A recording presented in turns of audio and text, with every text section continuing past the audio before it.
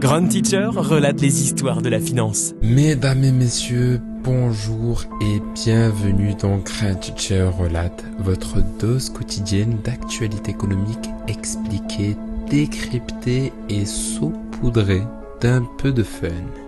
Aujourd'hui, on plonge dans un phénomène qui affole les marchés. Le DAX 40, l'indice boursier allemand, grimpe en flèche, pulvérisant tous les records. Mais est-ce un sprint vers la gloire ou un faux départ sous dopage monétaire orchestré par la Banque Centrale Européenne? Que cache cette euphorie boursière?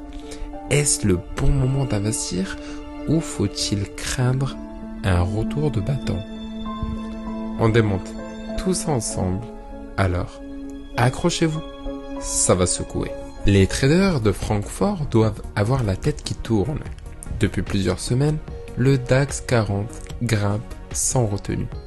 Et ce jeudi, il a explosé les 21 680 points. Un sommet historique. Et ça, c'est pas rien. On parle quand même du baromètre de la première économie européenne.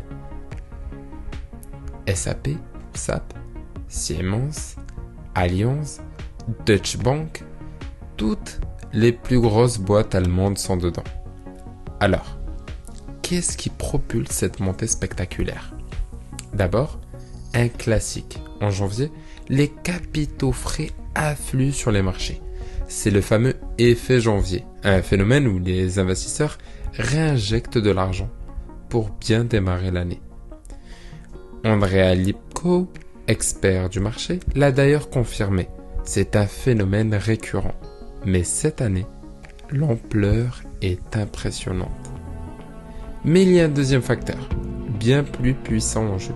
Et il se trouve à Francfort même. Si le marché est euphorique, c'est surtout grâce à la Banque Centrale Européenne. Après des mois d'attente, Christine Lagarde et son équipe ont décidé de baisser les taux d'intérêt. Une décision qui n'a rien d'anodin. Quand la BCE baisse les taux, elle facilite l'accès au crédit. Emprunter coûte moins cher, les entreprises peuvent investir plus facilement et logiquement, les marchés financiers en profitent.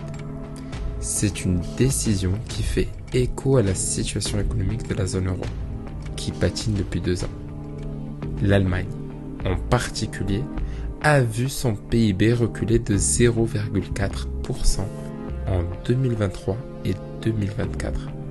Donc, en clair, l'économie réelle va mal, mais la bourse, elle, explose à la hausse grâce à cette nouvelle manne monétaire. Et là, on commence à voir un décalage dangereux. Et attendez, ce n'est pas tout. Un autre acteur influence la tendance, les géants de la tech américaine. Vous connaissez les 7 glorieuses? Microsoft, Apple, Google, par sa société mère Alphabet, Amazon, Meta, Tesla et Nvidia. Ces 7 monstres pèsent tellement lourd sur les marchés qu'un simple éternuement de leur part peut secouer les indices mondiaux. Et d'ailleurs, on l'a vu avec Nvidia. Hier, 3 d'entre eux, Microsoft, Meta et Tesla, ont dévoilé leurs résultats trimestriels. Et les investisseurs étaient suspendus à leur annonce. Résultat plutôt solide. Microsoft a affiché une croissance impressionnante grâce à l'intelligence artificielle. Meta a vu ses revenus pub exploser. Et Tesla, eh bien, disons que l'avenir des voitures électriques reste un sujet chaud. Ce boom de la tech a donc servi de catalyseur à la hausse du DAX.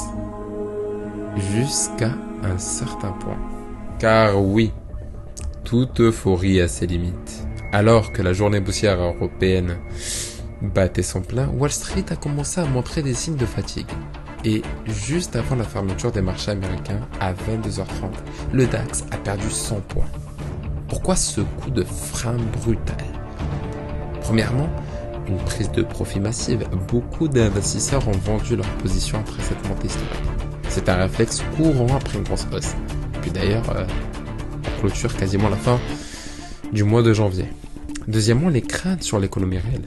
Malgré la baisse des taux, la croissance allemande reste fragile et certains investisseurs commencent à douter d'un véritable rebond économique. Et troisièmement, les doutes sur la BCE. Si elle baisse aujourd'hui, jusqu'où ira-t-elle? La BCE pourra-t-elle réellement relancer l'économie européenne sans causer d'inflation?